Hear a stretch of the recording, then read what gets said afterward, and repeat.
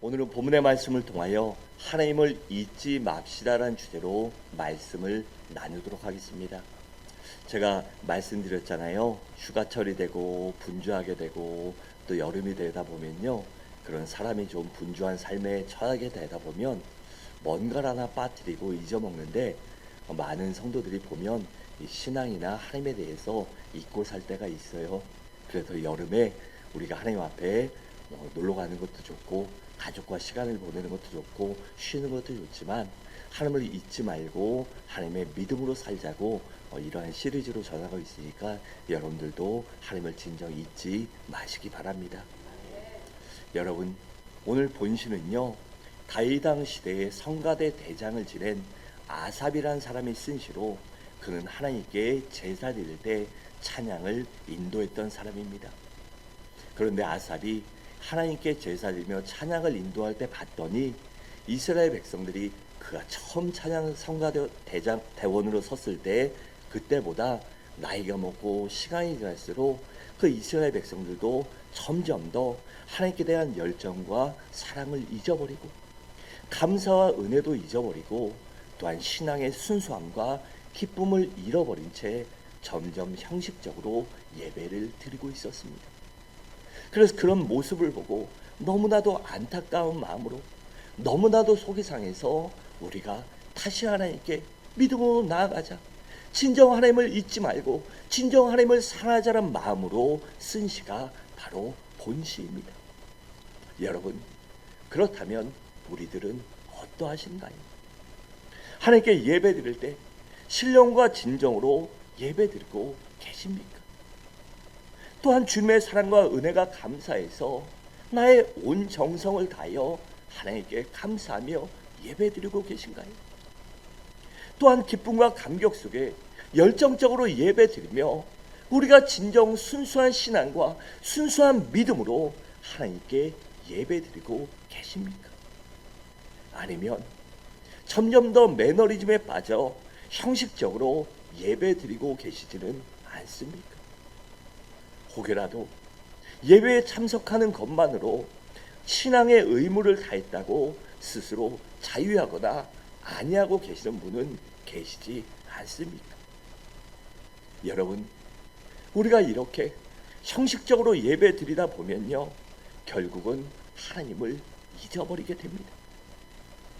여러분, 그런데요, 하나님을 모르고 사는 사람과 잊고 사는 것은 분명한 차이가 있습니다. 여러분, 불신자들은요, 아예 하나님을 모르기 때문에 그들은 어떻게 할까요? 아예 하나님을 찾지도 않습니다. 한 번도 찾지 않고 생각하지 않아요. 하나님과 하등의 관계가 없는 사람이기 때문입니다. 반면에 하나님을 믿는다고 하면서도 형식적으로 신앙생활하는 사람들은 바로 하나님을 잊고 사는 사람입니다. 그런데 우리가 만약에 하나님을 잊고 산다면 어떻게 될까요? 22절은 이렇게 말합니다. 하나님을 잊어버린 너희여, 이제 이를 생각하라. 그렇지 아니하면 내가 너희를 찢으리니 건질 자 없으리라 라고 있습니다.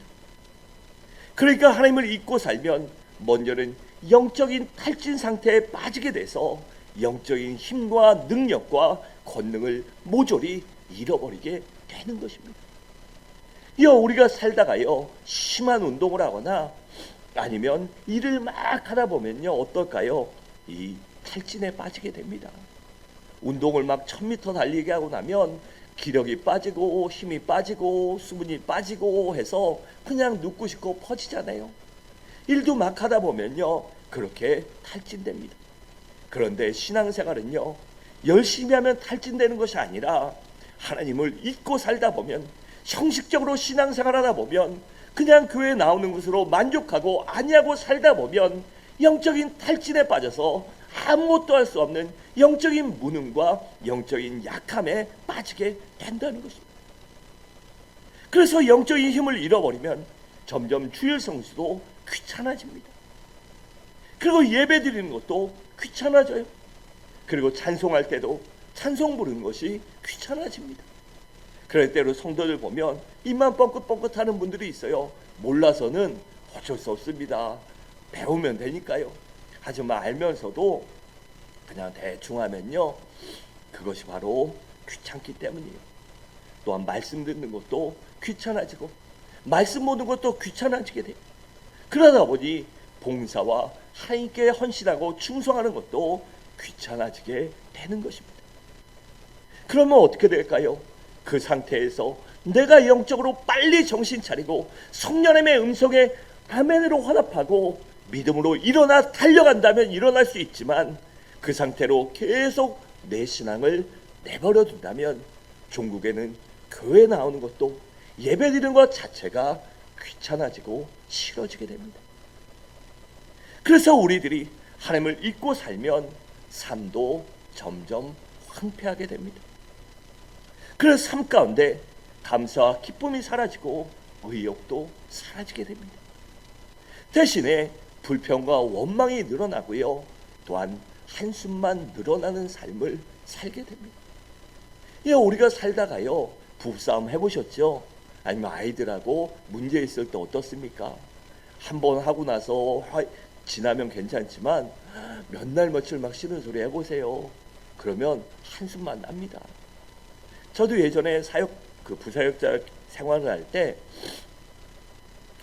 선임이나 뭐 이런 걸 오래 하다 보니까 진짜 말 안 듣는 친구들이 있어요. 진짜 말 안 듣고 할 일 안 하고 진짜 안 하는 친구들이 있어요. 너무 뺀들거리고 말만 많고 불평만 하고 원망만 하고 뒤에서 사람들 뒷담화나 하고, 담임 목사님, 선임 목사 막 일하는 사람들 뒷담화나 하고 막 그래요. 근데 얘기해도 안 되면요, 사무실 딱 가서 그 친구 보면요, 한숨이 확 나옵니다. 이러고 인사도 그냥 이러고 말죠. 여러분, 신앙생활도요, 그리고 삶도 영적인 힘을 잃어버리면 모조리 그렇게 됩니다. 그럴 때 아무리 그래도요, 기도하면요, 하나님이 힘과 기쁨을 주십니다. 그런데 기도하지 않고 그냥 사람만 보고 환경만 보고 하나님을 보지 않고 잊고 살다 보면 그 환경에 삶에 치여서 그냥 불평과 원망만 늘어놓고요, 한숨만 하게 되는 그러한 인생을 살아가는 것입니다. 그리고 그러다 보면 하늘마다 이상하게 꼬이거나 잘 안 돼서 물질적으로 고통을 당하기도 하고, 결국은 하루하루 사는 것 자체가 힘들고 지옥 같을 때가 많아지게 되는 것입니다. 그런데 그렇게 되는 이유가 무엇일까요? 바로 하나님께서 그를 찢으시기 때문입니다. 그렇다면 왜 하나님께서 그 사람을 찢으실까요? 그것은 바로 하나님의 백성이기 때문에, 하나님의 택한 사람이기 때문에, 하나님의 사랑하는 자녀이기 때문에 빨리 정신 차리고 빨리 회개하고 하나님께 돌아오게 하기 위함이며, 다시 한번 정신 차리고 하나님을 열심히 섬기게 하기 위하여, 그래야 상급받는 사람, 칭찬받는 사람, 하나님과 아름다운 교제를 만드는 사람으로 만들게 하시기 위함입니다. 그렇다면 우리가 이렇게 하나님을 잊고 살지 않으려면 어떻게 해야 할까요? 첫째로 감사의 제사를 드려야 합니다. 여러분, 하나님께서 이스라엘 백성들을 애굽에서 출애굽시켜 주신 이유가 바로 하나님께 제사 드리게, 예배 드리게 하기 위해서였습니다. 그래서 하나님께서는 5절에 보면 나의 성도들을 내 앞에 모으라, 그들은 제사로 나와 언약한 아들이니라 라고 하셨습니다. 그러니까 하나님의 성도들, 그 백성들이 하나님과 제사로 예배로 언약된 하나님의 아들, 딸, 자녀들이기 때문이라는 것입니다. 그래서 그 사실을 지금 다시 한번 상기시켜 주고 있는 것입니다. 그러니까 하나님께서 제사 드리게 하도록 하시려고 이스라엘 백성들을 택하셨다는 것입니다. 여러분, 우리들도 마찬가지입니다. 우리를 구원시켜 주신 이유가 바로 하나님께 예배드리게 하여 하나님께 영광 돌리게 하기 위하여 우리를 택하고 구원하여 주신 것입니다.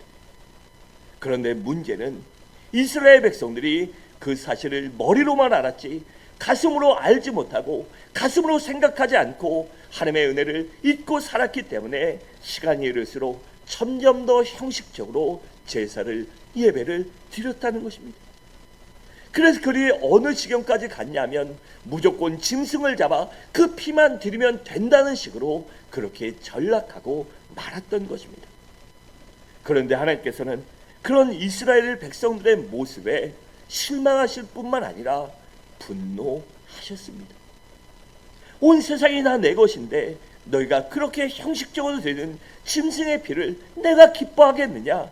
그렇게 형식적으로 짐승을 잡아 제사 드리려면 차라리 드리지 말아라.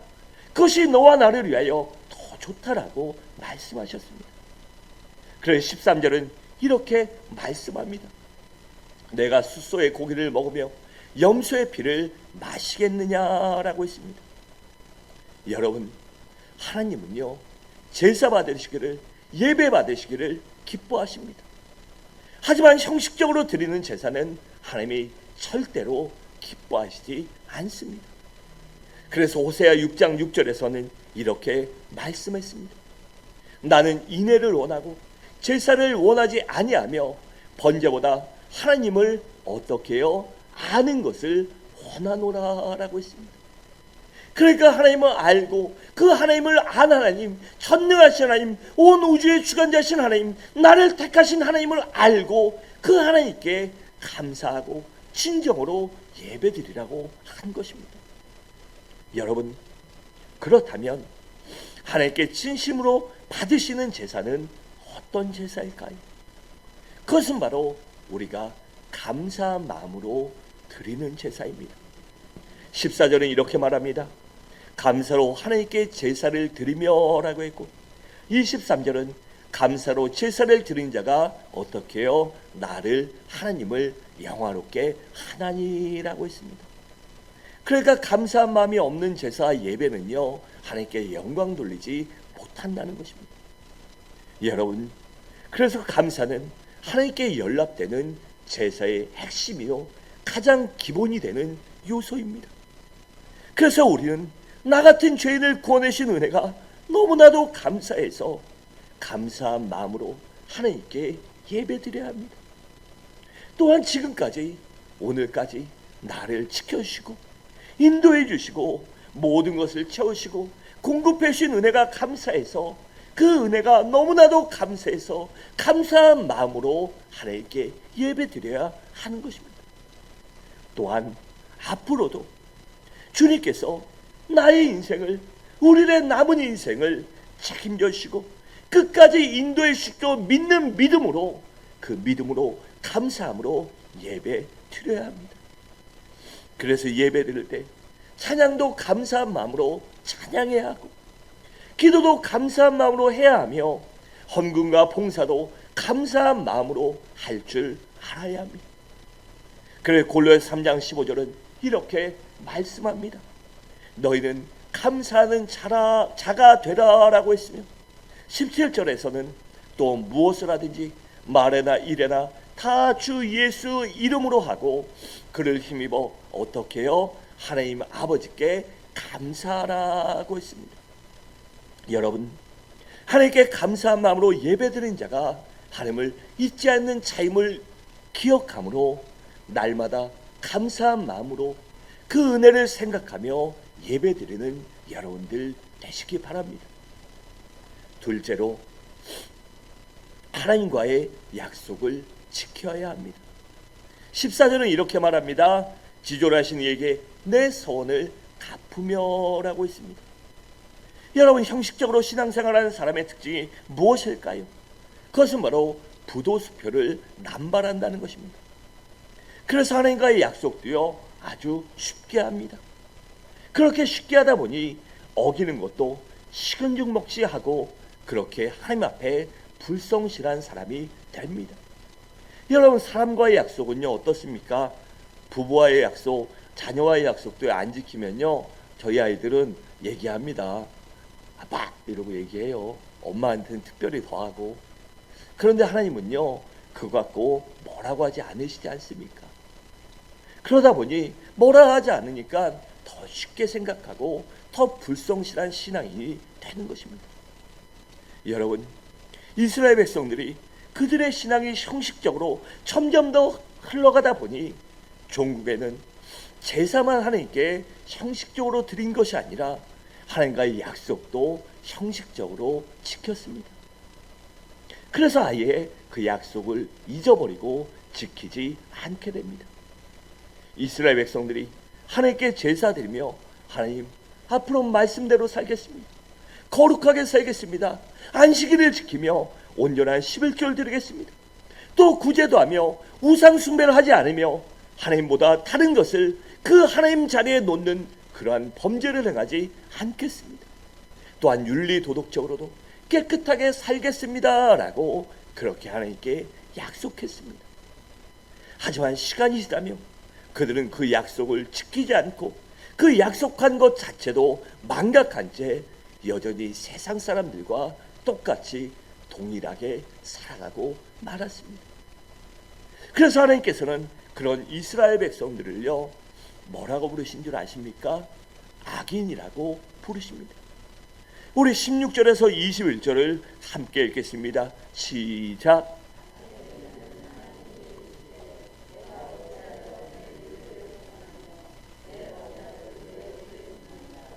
내가 교훈을 미워하고 내 말을 내 뒤로 던지며 도둑을 본즉 그와 연합하고 간음하는 자들과 동료가 되며 내 입을 악에게 내어주고 내 혀로 거짓을 꾸미며 앉아서 내 형제를 공박하며 내 어머니의 아들을 비방하는도다. 내가 이 일을 행하여도 내가 잠잠하였더니 내가 나를 너와 같은 줄로 생각하였도다. 그러나 내가 너를 책망하여 내 죄를 내 눈앞에 낱낱이 드러내리라 하시는도다. 아멘. 그러니까 하나님을 잊고 살고 하나님과의 약속을, 하나님께 서운한 것을 잊은 사람들, 그것을 그냥 부도수표를 남별하는 사람들을 바로 악인이라고 부르신 것입니다. 여러분, 우리 하나님께서는 신실하시기 때문에 약속하시면 반드시 지키십니다.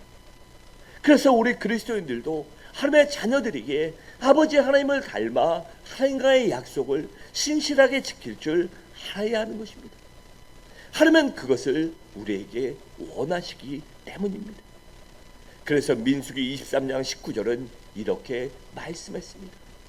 하나님은 사람이 아니시니 거짓말을 하지 않으시고 인생이 아니시니 후회가 없으시도다. 어찌 그 말씀하신 바를 행하지 않으시며 하신 말씀을 실행하지 않으시랴라고 했습니다.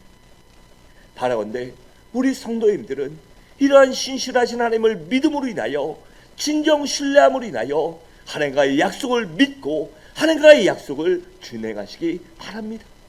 그래야 나만 아니라 하나님께서도 그 성경에 기록된 약속의 말씀을 나에게 이루어 주시는, 응답해 주시는 은혜를 누리는 우리 성도님들 되시길 주님의 이름으로 간절히 축원드립니다. 셋째로, 환난 당할 때 하나님께 부르셔야 합니다. 15절은 이렇게 말합니다. 환난 날에 나를 부르라. 내가 너를 건지리니 내가 나를 영원롭게 하리라 라고 했습니다. 여러분, 하나님께서 우리들에게 환난을 허락하신 이유가 무엇일까요? 그것은 바로 우리가 하나님을 잊지 않고 하나님을 찾고 살게 하기 위함입니다. 그래서 환난 당할 때 우리에게 부르짖으라고 그렇게 말씀하신 것입니다. 그러니까 이것을 바꿔 생각해 보면 환난은 하나님을 잊고 살지 않도록 하는 하나님의 방법 중에 한 가지라는 것입니다. 우리의 신앙을 든든히 하고 견고히 하고 우리가 믿음으로 더욱더 자라나게 하기 위하여 성숙한 그리스도인으로 예수의 성화구원을 이루게 하기 위하여 우리에게 환난을 허락하신다는 것입니다. 그래서 여러분, 환난은요 누구에게나 찾아옵니다. 가난한 사람들에게도 찾아오고 부자들에게도 찾아옵니다. 남자들에게도 찾아오고 여자들에게도 찾아옵니다. 그리고 배운 자나 못 배운 자나 똑같이 그 환난은 그들의 삶에 찾아와 문을 벌컥 열어버립니다. 그리고 또한 환난은 여러 가지가 있습니다. 개인적인 환난이나 가정적인 환난도 있고 회사나 국가적인 환난도 있습니다. 또 질병의 환란이나 경제적인 환란도 있고 인간적인 환란이나 관계의 환란이나 신앙적인 환란도 있습니다. 그런데 가장 중요한 것은 환란 당할 때 우리가 어떻게 대처하느냐입니다. 환란이 문제가 아니라 그 문제를 우리가 어떻게 받아들이고 어떻게 대처하고 어떻게 믿음으로 신앙으로 하나님을 가까이 하고 하나님과 대화하는가, 그것이 가장 중요한 문제인 것입니다. 그래 대처하는 방법에 따라 환란이 천하의복의 기회가 될 수 있고 때로는 그 환란으로 더 큰 어려움과 문제를 당할 수도 있는 것입니다. 그렇다면 어떻게 해야만 환란이 천하의복이 될까요? 그것은 바로 하나님께 부르짖어야 합니다. 왜냐하면 환란 나갈 때 하나님께 부르짖으면 응답해 주시고 건져 주시기 때문입니다. 그래서 시편 118편 5절은 이렇게 말씀합니다. 내가 고통 중에 여호와께 부르짖었더니 여호와께서 응답하시고 나를 넓은 곳에 세우셨도다라고 했습니다. 그러니까 다윗이 환난과 문제와 어려움 가운데 하나님께 부르짖었더니 하나님께서 그 기도에 부르짖음에 애원한 소리에 그 눈물에 응답하시고 넓은 곳에 세우셨다는 건요, 여러분 사람이 문제를 당하고요 환난 당하면 이렇게 움츠러들 수밖에 없습니다. 그래서 삶의 지경이 점점 더 적어져요. 하지만 하나님께서 그 모든 것들을 해결해 주심으로 넓은 곳을 세우셨다는 것은 바로 그것이 천하의 복의 기회가 되어 내가 하나님을 영원롭게 할 수 있는 존귀한 자로 나를 만들어 주셨다는 것입니다. 바른데 우리 모두 환난 당할 때 하나님께 부르짖음으로 인하여 하나님께서 응답하시고 건져주시고 도와주시며 또한 존귀하게 세워주시는 여러분들 되시기 바랍니다. 마지막으로, 그렇다면 이렇게 하나님을 잊지 않는 자, 하나님을 잊지 않고 하나님을 기억하며 하나님께 진정으로 예배드리는 자, 하나님을 사모하는 자들에게 주시는 복은 무엇일까요? 먼저는 우리의 소원을 이루어 주십니다. 23절은 이렇게 말씀합니다. 감사로 제사를 드리는 자가 나를 영화롭게 하나니라고 했습니다. 여기서 하나님을 영화롭게 한다는 말은 하나님께 영광 돌리는 것을 말합니다. 그리고 하나님께 영광 돌린다는 것은 하나님을 기쁘시게 한다는 것을 의미하죠. 여러분, 우리가 하나님께 영광 돌리고 하나님을 기쁘시게 하면 어떻게 될까요? 바로 하나님께서 우리의 소원을 이루어 주십니다. 그래서 시편 37편 4절은 이렇게 말씀합니다. 또 여호와를 기뻐하라. 그가 내 마음의 소원을 내게 이루어 주시리라라고 했습니다. 바라건대 하나님을 기뻐함으로 여러분들 모두 하나님의 소원을 이루시는 은혜를 누리시기 바랍니다. 또한 하나님을 잊지 않으면 존귀한 자가 됩니다. 23절 중반은 이렇게 말씀합니다. 그의 행위를 옳게 하는 자에게라고 했습니다. 그러니까 하나님께서는 언제나 하나님을 잊지 않고 사는 자들을 옳게 보신다는 것입니다. 그러니까 하나님께서 그런 사람을 인정해 주신다는 것이죠. 여러분, 사람에게 인정받아도요 사는 것이 얼마나 좋은지 모릅니다. 여러분, 직장에서 한번 인정받아 보세요. 그러면요 승승장구입니다.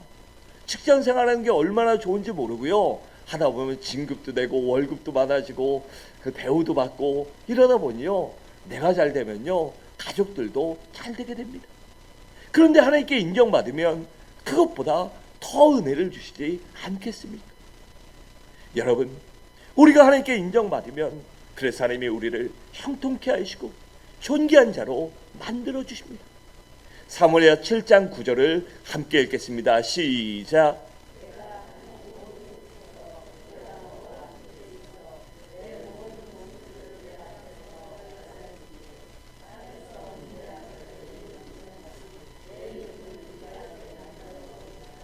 아멘.